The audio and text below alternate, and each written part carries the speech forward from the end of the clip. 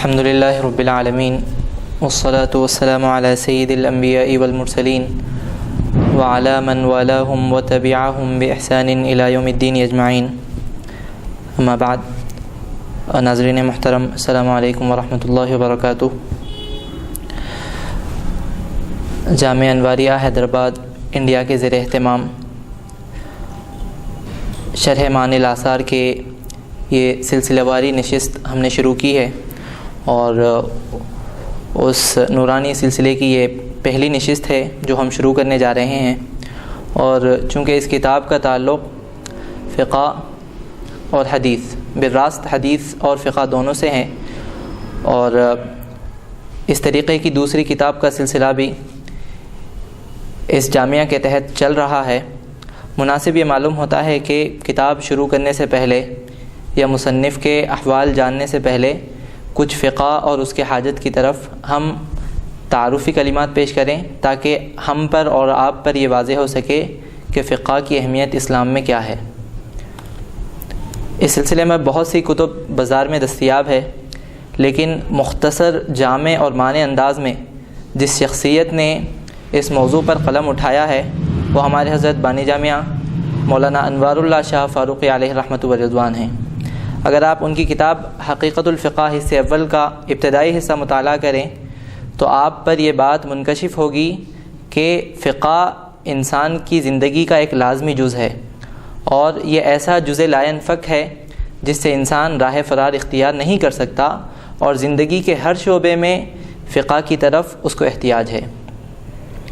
بصورت یعنی بالفاظ دیگر اگر میں یہ کہوں کہ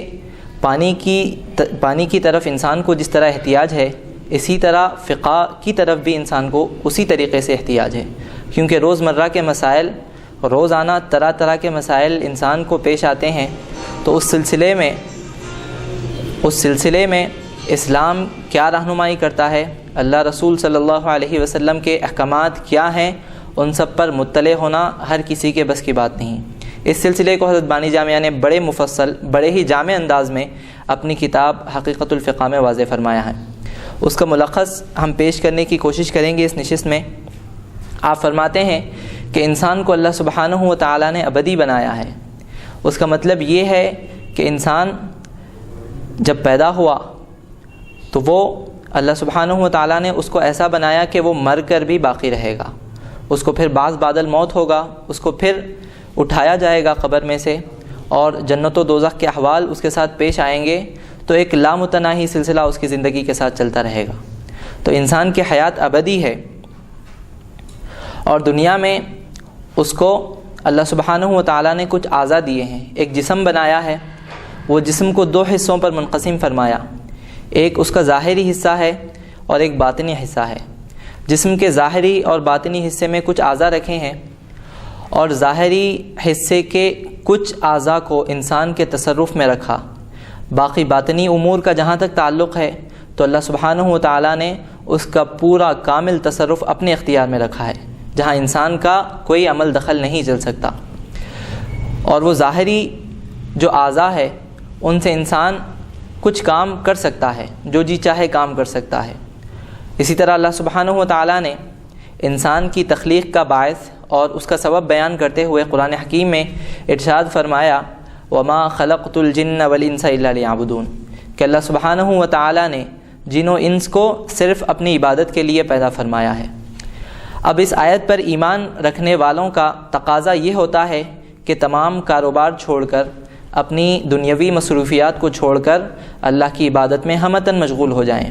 کیونکہ اللہ سبحانہ و تعالیٰ نے انسان کی خلقت کا سبب جو بتلایا ہے وہ صرف اور صرف اللہ سبحانہ و تعالیٰ کی عبادت ہے۔ لیکن اللہ کا کرم دیکھیے کہ اس نے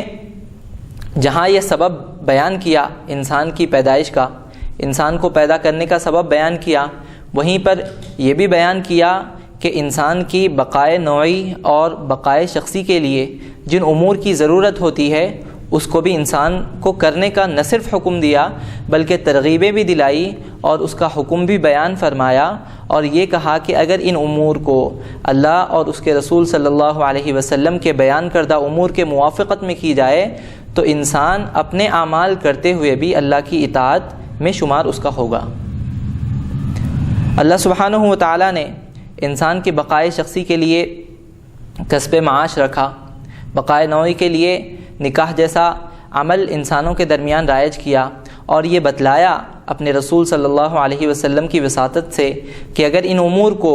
اللہ اور اس کے رسول کے بیان کردہ احکام کے موافقت میں کیا جائے تو یہ امور سراسر عبادت میں شمار ہوں گے، اور اگر اس سے روگردانی کی جائے، اس سے انحراف کیا جائے یا اللہ اور اس کے رسول صلی اللہ علیہ وسلم کے منشے کی خلاف ورزی کی جائے تو اس کی سزا دی جائے گی اور آخرت میں انسان سزا کا مستحق ہوگا۔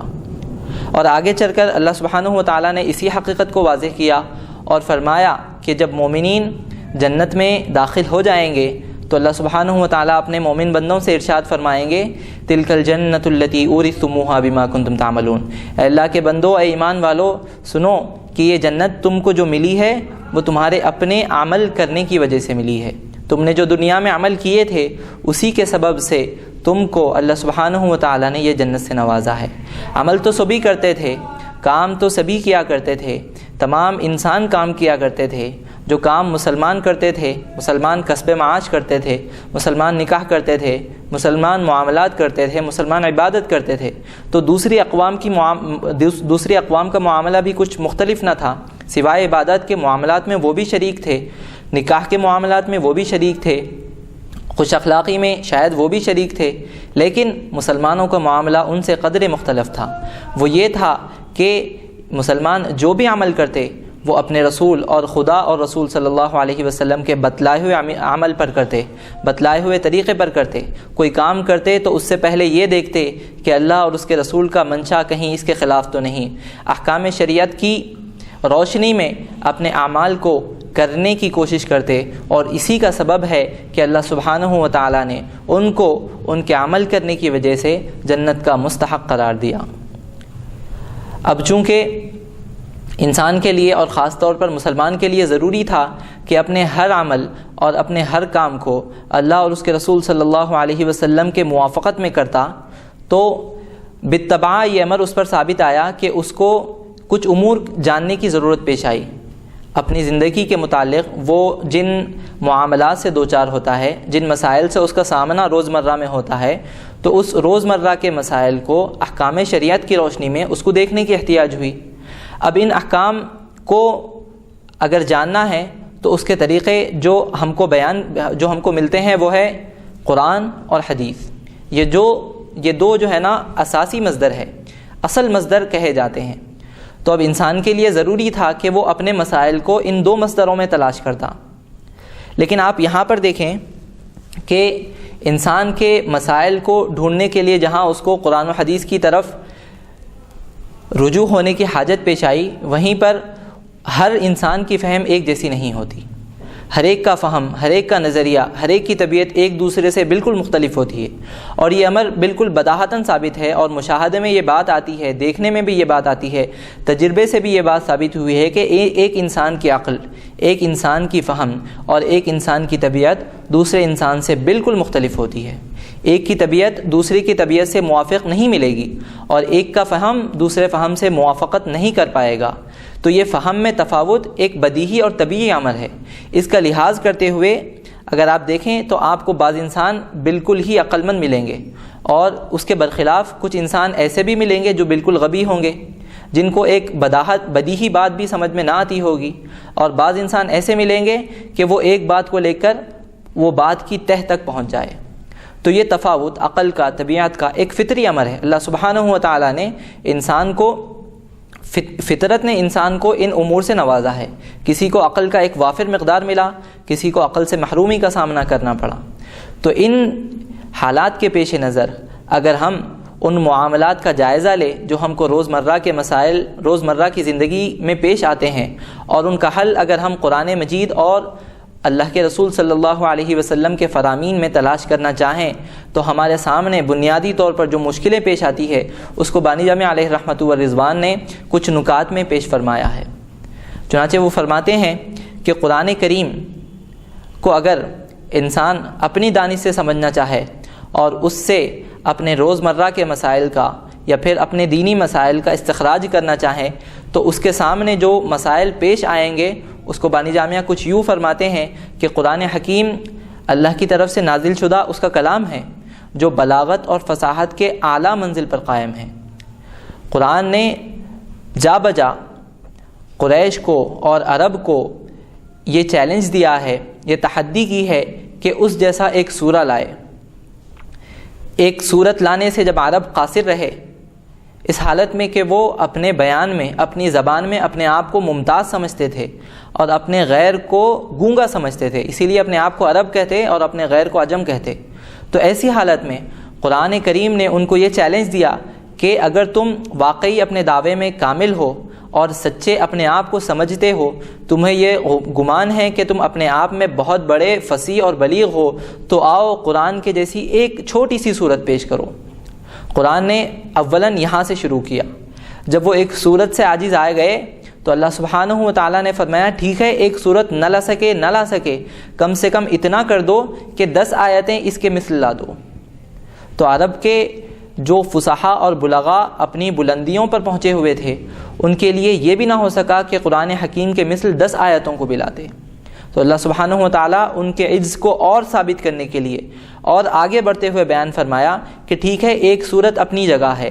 10 آیتیں اپنی جگہ ہے، تم سے اگر ہو سکے تو اس قرآن مجید کی ایک آیت کا مثل بھی بیان کر دو۔ اور تمام عرب بھی جمع ہو گیا، اور آج تک بھی یہ کوشش جاری ہے کہ اللہ سبحانہ و تعالیٰ کے کلام کے مثل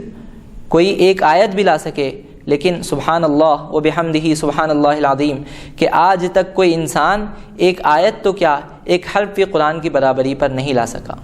تو یہ قرآن کی ایک معجزانہ شان ہے کہ وہ فصاحت و بلاغت کے اعلیٰ منزل پر ہے۔ تو پہلی مشکل تو اگر اپنی دانش میں قرآن مجید کو سمجھنے کی کوشش کریں گے تو ہم کو یہ بات جو مشکل پیش آئے گی وہ یہ ہے کہ اس فصاحت و بلاغت کا معیار کو ہم کیسے سمجھیں، اور ہمارے پاس جو مسائل ہیں اس کو قرآن حکیم سے اس کا استخراج کیسا کیا جائے۔ دوسرا مسئلہ جو بانی جامع علیہ رحمۃ و رضوان بیان فرماتے ہیں وہ یہ ہے کہ قرآن مجید میں آپ جا بجا دیکھیں گے کہ آپ کو قرآن حکیم میں کنایا بہت ملے گا، کہ قرآن حکیم نے ایک بات بیان کی لیکن اس کے ظاہری معنی مراد نہیں ہوتے، بلکہ ایک بات بول کر قرآن حکیم اور اللہ سبحانہ و تعالیٰ اس کے دوسرے معنی مراد لیتے ہیں۔ جیسے کہ رمضان میں سحری کا وقت جب متعین ہوا تو اس میں یہ آیت آئی حتی یتبین لکم الخیط الابیض من الخیط الاسود من الفجر، کہ کالا دھاگا سیدھے دھاگے میں ظاہر ہو جائے۔ یہ بات مفہومی ترجمہ ہے، تو اس سے اس کا ظاہری معنی مراد نہیں۔ چنانچہ ایک صحابی کو یہ مشکل پیش آئی اور انہوں نے یہ سمجھا کہ شاید اللہ سبحانہ و تعالیٰ اس سے ظاہری معنی مراد لیتے ہیں، تو انہوں نے یہ کیا کہ ایک کالا دھاگا اور ایک سفید دھاگا اپنے تکیے کے نیچے رکھ کر سو گئے اور انتظار کرنے لگے کہ وہ کالا دھاگا کب سفید ہوگا۔ صبح جب وہ سفید نہ ہوا تو اللہ کے رسول صلی اللہ علیہ وسلم کی بارگاہ اقدس میں حاضر ہوئے اور اپنا سارا ماجرا سنایا۔ اللہ کے رسول صلی اللہ علیہ وسلم نے فرمایا کہ تم اگر جیسا کہتے ہو معاملہ ویسا ہی ہے تو تمہارا تکیہ کیا ہی کشادہ ہے کہ اس نے رات کی تاریکی اور صبح کی سفیدی کو اپنے اندر سمو دیا ہے۔ تو معنی بولنے کا مطلب یہ ہے کہ ظاہری معنی مراد نہ تھے، وہاں پر کنایا لیا گیا، اور کنایا سے مراد یہ لیا گیا کہ صبح ہو جائے، صبح صادق طلوع ہو جائے جب تک تم کو سحری کا ٹائم ہے اور کھا پی سکتے ہو۔ جب صبح صادق طلوع ہو جائے تو تم پر کھانا پینا حرام ہے رمضان اور روزے کی حالت میں۔ تو یہ دوسری مشکل ہے۔ تیسری مشکل یہ ہے کہ قرآن مجید چونکہ اللہ سبحانہ و تعالیٰ نے اپنے حبیب پاک صلی اللہ علیہ وسلم پر 23 سال کے عرصے میں نجمن تھوڑا تھوڑا کر نازل کیا، تو جب جیسی جیسی ضرورت پیش آتی، جوں احکام اس بات کے متقاضی ہوتے کہ قرآن اور وحی نازل ہو، اللہ سبحانہ و تعالیٰ اس کی موافقت میں اور اس کی مطابعت میں احکام کو بھیجتے جاتے۔ کبھی ایسا ہوتا کہ ایک وقت میں ایک احکام ایک حکم جو ہے مناسب ہوتا تو اللہ سبحانہ و تعالیٰ اس کی موافقت میں ایک حکم کو بھیجتے، اور پھر وہی حکم کو منسوخ کرنا ہوتا تو دوسرا حکم اس کے تھوڑے دیر بعد بھیج دیتے۔ تو قرآن مجید میں آپ کو ایسی آیتیں ملے گی جو منسوخ الحکم ہوگی یا منسوخ التلاوہ ہوگی، یا دونوں بھی ہوگی، منسوخ الحکم بھی ہوگی، منسوخ التلاوہ بھی ہوگی، یا منسوخ التلاوہ ہوگی لیکن اس کا حکم باقی رہے گا۔ جیسے کہ قل یا ایھا الکافرون کی پوری صورت ہے، جب کفار مکہ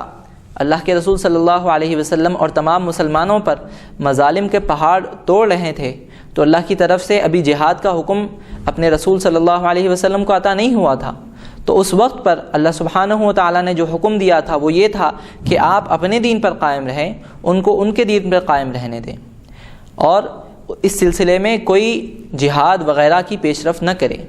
تو یہ حکم پہلے تھا، لیکن جب سورہ توبہ کی جہاد والی آیتیں نازل ہوئی تو یہ حکم منسوخ ہو گیا، لیکن اس کی تلاوت ابھی بھی باقی ہے۔ اسی طرح قرآن حکیم میں ایک دوسری آیت سورہ نور میں نازل ہوئی تھی کہ جس کا ترجمہ یہ ہے کہ جب بوڑھا اور بوڑھی بدفعلی میں مرتکب ہو تو ان کو سزا دی جائے۔ تو یہ حکم منسوخ ہو گیا، یہ حکم باقی رہا، تلاوت منسوخ ہو گئی۔ تلاوت آپ کو یہ قرآن میں کہیں نہیں ملے گی، بلکہ اس کی جگہ ایک عام حکم سورہ نور میں نازل فرمایا گیا، الزانیۃ والزانی فجلدوا کل واحد منہما مئۃ جلدہ، کہ جب کوئی بدکام بدفعلی کر بیٹھے تو ان کو اگر شادی شدہ نہ ہو تو 100 کوڑے، اگر شادی شدہ ہو تو رجم کی سزا دی جائے۔ تو یہ حکم کو عام رکھا، اور جو اس سے پہلے جو آیت تھی اس کو منسوخ کر دیا گیا۔ تو اب عام آدمی کے لیے یا عام عالم کے لیے اس بات کو سمجھنا کہ کون سی آیت ناسخ ہے اور کون سی آیت منسوخ ہے، کون سی آیت پہلے نازل ہوئی اور کون سی آیت بعد میں نازل ہوئی، کس آیت کا سن نزول پہلے کا ہے اور کس آیت کا سن نزول بعد کا ہے، اس کو متعین کرنا ہر ایک کے بس کی بات نہیں۔ اسی لیے اس امر کی ضرورت ہوئی کہ کوئی ایسا ہو جو ان سب موشگافیوں کو اور ان سب تکالیف کو دور کر کر ایک عام انداز میں عوام الناس کے سامنے مسائل کو پیش کر دے۔ یہی معاملہ احادیث رسول صلی اللہ علیہ وسلم کے ساتھ بھی پیش آتا ہے۔ جب آپ دیکھتے ہیں کہ ایک ہی مسئلے میں آپ کو مختلف فیہ احادیث ملتے ہیں کہ یہ حکم کریں اور نہ کریں، تو اس سلسلے میں اگر ہم اپنی دانش سے کام لیں تو کون سی حدیث کو راجح اور کس حدیث کو مرجوح قرار دیں گے، وہ کون سے قواعد اور علتیں ہوں گی جن کو ہم اپنے پیش نظر رکھیں گے، اور اگر رکھیں گے بھی تو ہم اپنی دانش سے اس کو طے کریں گے۔ لیکن اس کے برخلاف اگر ہم اپنے اسلاف کو دیکھیں اور خاص کر اسلام کے ابتدائی دور کو دیکھیں کہ جہاں پر علوم مدون ہوئے، فقہ مدون ہوئی، امام اعظم رضی اللہ تعالیٰ عنہ کا دور تھا، تو انہوں نے اپنی دانش میں کچھ اصول اور فروع کو متعین کیا اور ان اصول و فروع پر قیاس کیا، اجتہاد کیا، اور مسائل کا استنباط کرتے ہوئے عوام الناس کے سامنے بہت سہل الفاظ میں بہت آسانی کے ساتھ معاملات کو ان کے سامنے رکھ دیا کہ یہ کیا جائے اور یہ نہ کیا جائے، تاکہ جو اللہ سبحانہ و تعالیٰ کی آیت کا مصداق ہے وما خلقت الجن والانس الا لیعبدون، کہ انسانوں اور جن کو ہم نے اپنی عبادت کے لیے پیدا کیا، اس کے لیے جو ضروری امور تھے وہ ضروری امور اللہ سبحانہ و تعالیٰ نے علماء کے متعلق کر دیے کہ جنہوں نے الحمدللہ ان تمام امور کو امت مسلمہ کے سامنے بیان کر دیا۔ اور تیسری بات جو بانی جامعہ نے بیان فرمائی وہ یہ ہے کہ ہر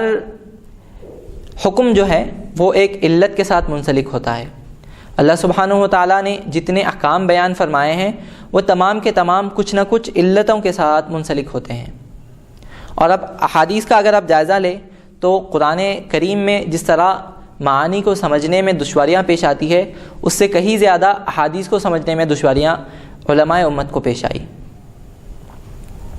چنانچہ روایتوں میں آتا ہے کہ اللہ سبحانہ و تعالیٰ نے اپنے رسول صلی اللہ علیہ وسلم کو جوامع الکلم دیا تھا۔ جوامع الکلم کا مطلب یہ ہے کہ آپ کچھ الفاظ ادا فرماتے ہیں اور وہ الفاظ میں معانی کا سمندر ہوتا۔ اب جس کے اندر جتنا استدراک ہوتا، جتنا فہم ہوتا، جتنا معانی کا وہ طلبگار ہوتا، اتنے معانی وہ ان احادیث سے نکال لیتا،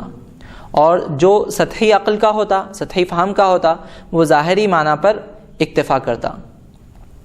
چنانچہ اس قسم کی بہت سی روایات کتب احادیث میں مندرج ہے جہاں پر علماء حدیث کو، بڑے بڑے نامور محدثین کو حدیث کے معنی سمجھنے میں اشکال پیدا ہوا۔ ان جیسی ایک روایت جیسا کہ قرآن مجید کی ایک آیت کے سلسلے میں ہم نے عرض کیا، اسی طریقے سے احادیث کے سمجھنے میں جو ہم کو علماء امت کی دشواریاں کے متعلق روایتیں کتب احادیث میں ملتی ہے، ان میں سے ایک یہ ہے کہ اللہ کے رسول صلی اللہ علیہ وسلم کا ارشاد ہے، نہا رسول اللہ صلی اللہ علیہ وسلم ان یتخذ الروح غرضا۔ اس کا مطلب یہ ہے کہ اللہ کے رسول صلی اللہ علیہ وسلم نے اس بات سے منع فرمایا کہ جانور کو باندھا جائے اور اس پر نشانہ سادھا جائے۔ اب اس کو ایک محدث نے ایسا کیا کہ روح کو فتحے کے ساتھ، را کے فتحے کے ساتھ پڑھا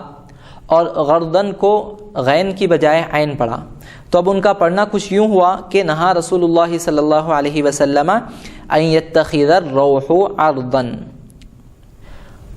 وہ اس طریقے سے اس احادیث کو اپنے طلباء کے سامنے روایت کرتے، اور جب اس کے معنی ان سے دریافت کیے گئے تو ان کا کہنا یہ تھا کہ ہوا لینے کے لیے جب دریچہ گھر میں بنایا جائے تو اس کو عرض نہ رکھا جائے بلکہ طول میں رکھا جائے، اس کو طویل میں رکھا جائے۔ تو انہوں نے یہ معنی حدیث سے لیا، جبکہ حدیث کے معنی یہ ہے کہ کسی زندہ جانور کو بند کر اس پر تیر کا نشانہ نہ سادھا جائے۔ تو آپ دیکھیں کہ تفاوت کس طریقے کا ہو رہا ہے، فہم میں اور تھوڑی سی غلطی میں معانی کہاں سے کہاں پہنچ جاتے ہیں، اور کس طریقے کا اختلاف معانی میں پیدا ہوتا ہے۔ اسی سلسلے کی اور ایک حدیث ابن جوزی نے لکھی ہے کہ ایک محدث یہ حدیث بیان کرتے تھے کہ نہى النبی صلی اللہ علیہ وسلم عن الحلق قبل الصلاۃ یوم الجمعۃ، کہ اللہ کے رسول صلی اللہ علیہ وسلم نے جمعے کے دن نماز سے پہلے حلق سے منع کیا ہے۔ تو اب انہوں نے یہ سمجھا کہ حلق سے بال ترشوانا مراد ہے، تو 40 سال کا عرصہ ان کا بیت گیا، اور اس 40 سال کے عرصے میں اس محدث نے کبھی بھی اپنے بال نماز جمعہ سے پہلے، جمعے کے دن نماز سے پہلے نہیں ترشوائے۔ چنانچہ وہ ایک دن ایک طالب علم سے یہ حدیث بیان کر رہے تھے، تو وہ طالب علم نے کہا کہ حلقہ جو ہے، الحلق جو لفظ ہے وہ حلقتن کی جمع ہے، اور اس سے مراد اللہ کے رسول صلی اللہ علیہ وسلم کا یہ ہے کہ نماز جمعے کے دن نماز جمعہ سے پہلے علمی حلقے نہ بٹھائے جائیں تاکہ نماز کی طرف سے التفات کب نہ ہو۔ اللہ کے رسول صلی اللہ علیہ وسلم کا یہ مقصد نہیں تھا کہ نماز سے پہلے بال نہ ترشوائے جائے،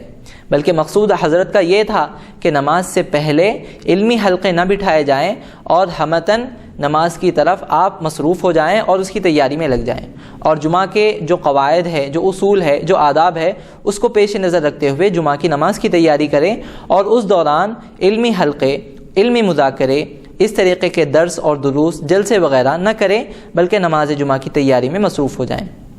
تو یہ مقصد تھا، لیکن لفظ حلق سے ان محدث کو اور ان صاحب کو یہ غلط فہمی پیدا ہو گئی کہ اللہ کے رسول صلی اللہ علیہ وسلم نے حجامت سے یا بال ترشوانے سے منع کیا ہے۔ اور اسی طریقے سے ایک حدیث ملتی ہے کہ جس کا معنی یہ ہے کہ اللہ کے رسول صلی اللہ علیہ وسلم نے فرمایا من استجمر فلیوتر، کہ جو استنجا کرے اس کو چاہیے کہ وہ طاق عدد میں ڈھیلوں کا استعمال کرے۔ تو ایک محدث سے روایت ہے کہ انہوں نے یہ حدیث جب سنی تو جبھی بھی وہ استنجا کرتے تو وضو کرتے اور وضو کے فوراً بعد 3 رکعت وتر پڑھتے۔ ان کا یہ مسلسل عمل دیکھ کر لوگوں نے پوچھا کہ حضرت یہ کیا کرتے ہیں؟ تو حضرت نے جواب دیا کہ مجھ کو یہ حدیث پہنچی ہے کہ اللہ کے رسول صلی اللہ علیہ وسلم نے فرمایا من استجمر فلیوتر، جو قضائے حاجت کے لیے جائے اس کو چاہیے کہ وہ وتر پڑھے۔ تو آپ دیکھیں انہوں نے وتر کے لفظ سے یہ معنی سمجھا کہ اللہ کے رسول صلی اللہ علیہ وسلم کی اس سے مراد اور منشا یہ ہے کہ وتر پڑھا جائے، جبکہ منشا اس کے بالکل خلاف تھا۔ منشا یہ تھا، مراد یہ تھی کہ جب آپ استنجا کریں تو جو ڈھیلے استعمال ہوتے ہیں اس کو طاق عدد میں استعمال کریں، 3، 5، 7 یا 9۔ تو اس طریقے کے اشکالات اور اس طریقے کی غلط فہمیاں محدثین میں پائی گئی۔ تو اسی لیے آپ دیکھیں بڑے بڑے نامور محدثین جب صرف احادیث کی روایت کرتے اور جب ان سے معنی دریافت کیا جاتا تو وہ فقہا کی طرف سائل کو رجوع کر دیتے اور وہ بیان کرتے کہ ہمارا تعلق احادیث کو جمع کرنا اور فقہا کے حوالے کرنا ہے، ان سے معنی مراد اور رسول پاک صلی اللہ علیہ وسلم کا مقصود متعین کرنا یہ فقہا کی ذمہ داری ہے۔ اس کی 12 مثالیں کتب سیر میں مذکور ہے۔ ان میں سے حضرت بانی جامع علیہ رحمۃ و رضوان اور دوسرے نامور محدثین اور علماء کرام بیان کرتے ہیں کہ امام اعمش جو اپنے زمانے کے بہت بڑے نامور محدث تھے کہ جن پر علم حدیث کی سند تھی اور جن پر علم سند کی انتہا تھی، علم حدیث کی انتہا تھی، اور جن کو مصحف کہا جاتا تھا یعنی چلتا پھرتا قرآن کہا جاتا تھا، ویسے شخص کا جو ہے نا ایک بار ملاقات حضرت امام اعظم رضی اللہ تعالیٰ عنہ سے ہوئی۔ امام اعظم سے ایک مناظرہ ہوا اور کچھ مسائل انہوں نے دریافت کیے۔ امام اعظم نے برجستہ ان مسائل کو بیان فرما دیا۔ امام اعمش بڑے حیران ہوئے، پوچھا یہ مسئلے آپ کہاں سے بیان کرتے ہیں؟ امام اعظم نے فرمایا کہ حضرت یہ وہی حدیثیں ہیں جو آپ ہم سے روایت کرتے ہیں۔ چنانچہ انہوں نے حدیثیں بھی بیان کی اور طریقہ استخراج بھی بیان کیا، وجہ استدلال بھی بیان کیا۔ تو یہ سن کر امام اعمش بڑے حیرت زدہ ہوئے، حیرت میں پڑ گئے، اور آپ نے فرمایا کہ امام اعظم سچ بات تو یہ ہے کہ ہم صیدلیہ ہے، ہم دوا فروش ہے اور آپ لوگ اطباء ہو، فقہا کی جماعت آپ ہو اور آپ اطباء ہو۔ ہمارے پاس ہمہ اقسام کے دوائیں تو موجود ہے، لیکن ہمیں اس بات کا علم نہیں کہ کس بیماری میں کون سی دوا کی جائے۔ یہ علم تو آپ ہی کے پاس ہے، آپ جیسے لوگوں کے پاس ہے، فقہا کی ذمہ داری ہے اور فقہا ہی کا حق ہے کہ وہ ان دواؤں کو پرسکرائب کرے ان بیماروں کے لیے جو ان کی طرف رجوع ہوتے ہیں۔ محدثین تو صرف پہنچانے والے ہیں۔ اس کا اعتراف کس نے کیا؟ امام اعمش نے، کہ جن کی طرف علم حدیث کی سند کی انتہا ہے اور جن کو ائمہ علماء جرح نے چلتا پھرتا قرآن بیان کیا ہے۔ تو ان گفتگو سے یہ بات ہم پر واضح ہوئی کہ فقہ انسان کا ایک لازمی حصہ ہے،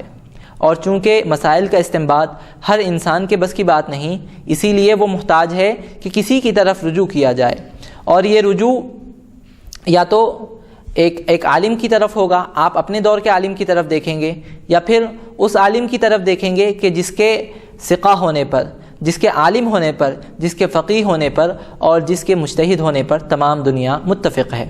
تو ایسی شخصیات بہت ہی نابغہ روزگار شخصیات ہیں جو بہت ہی کم دستیاب ہوئی ہیں اہل اسلام میں۔ ان میں سے ائمہ اربعہ ہے، سفیان ثوری ہے، اور سفیان بن عیینہ ہے، یحییٰ بن معین ہے، یحییٰ بن آدم ہے۔ لیکن ان شخصیات کو اگر آپ دیکھیں کہ وہ کسی ایک شخص پر متفق ہیں تو آپ کو امام اعظم کی ذات کے سوا کوئی اور ذات نہیں ملے گی۔ جہاں پر آپ کو سفیان ثوری بھی امام اعظم کی فقاہت اور ان کی ثقاہت پر متفق نظر آئیں گے، تو یحییٰ بن معین بھی آپ کے مداحوں میں نظر آئیں گے، اور امام اعمش کی تعریف تو آپ نے سن ہی لی، اور جتنے نامور سے نامور صحابہ نہیں، جتنے بھی نامور تابعین اور محدثین کرام امام اعظم کے ہمعصر رہے ہوں یا ان کے بعد رہے ہوں، انہوں نے امام اعظم سے بالراست یا بلا واسطہ یا بالواسطہ کسی نہ کسی طریقے سے امام اعظم سے استفادہ کیا ہے۔ تو اسی لیے حنفیت کی یہ بہت زیادہ جو ہے وسعت ہے، اور امام اعظم کی وہ وسعت نظری اور باریک بینی اور نکتہ رسیحی کا نتیجہ ہے کہ جتنی شہرت اور جتنی وسعت مسلک احناف کو ملی، اتنی شہرت اور اتنی وسعت دوسرے مسالک کو نہیں مل سکی۔ امام اعظم کے بعد امام ابو یوسف آئے، ان کے بعد سلسلہ چلتا رہا۔ اس کے بعد 3 صدی ہجری میں ایک نامور محدث اور فقیہ گزرے ہیں جن کا نام ابو جعفر الطحاوی ہے۔ شریعت اسلامیہ کو اگر ہم دیکھیں تو وہ بنیادی طور پر ہم کو 3 حصوں پر منقسم نظر آتی ہے۔ 3 حصوں کا مجموعہ شریعت اسلامیہ ہے۔ ایک علم العقائد ہے، دوسرا احکام ہے، اور تیسرا احسان اور اخلاص ہے۔ عقائد کا باب جب فن بنتا ہے تو اس کو علم الکلام کہا جاتا ہے، اور علم الکلام جب اسکول آف تھاٹ کی ایک شکل لیتا ہے تو اس کو مسلک کہا جاتا ہے۔ اور اسی طریقے سے اگر آپ دیکھیں علم الاحکام ہے، علم الاحکام ایک مستقل فن کی حیثیت جب اختیار کرتا ہے تو اس کو علم الاحکام کہا جاتا ہے، اور یہی فن اگر ایک اسکول بن جائے، ایک مدرسہ بن جائے تو اس کو مذہب کہا جاتا ہے۔ اور اگر آپ تیسرے شعبے کی بات لے لیں تو وہ احسان اور اخلاص ہے، اور احسان و اخلاص جب ایک فن کی شکل اختیار کرتا ہے، ایک مستقل فن کی حیثیت اختیار کرتا ہے تو وہ علم تصوف کہلاتا ہے۔ اور یہی علم تصوف جب ایک مدرسے کی شکل یا اسکول آف تھاٹ کہلاتا ہے، اسکول آف تھاٹ بنتا ہے، تو وہی سلسلہ اور شریعت ہوتی ہے۔ اگر آپ تیسری صدی ہجری کا جائزہ لیں تو آپ کو یہ چیز ملے گی کہ یہ جو منقسم قدریں ہیں اللہ سبحانہ و تعالیٰ اور اللہ کے رسول صلی اللہ علیہ وسلم کی طرف سے، یہ جو قدریں منقسم تھی اس کی وجہ کیا ہوئی کہ یہ قدریں اللہ کے رسول صلی اللہ علیہ وسلم کی ذات گرامی میں جامع تھی، آپ کی شخصیت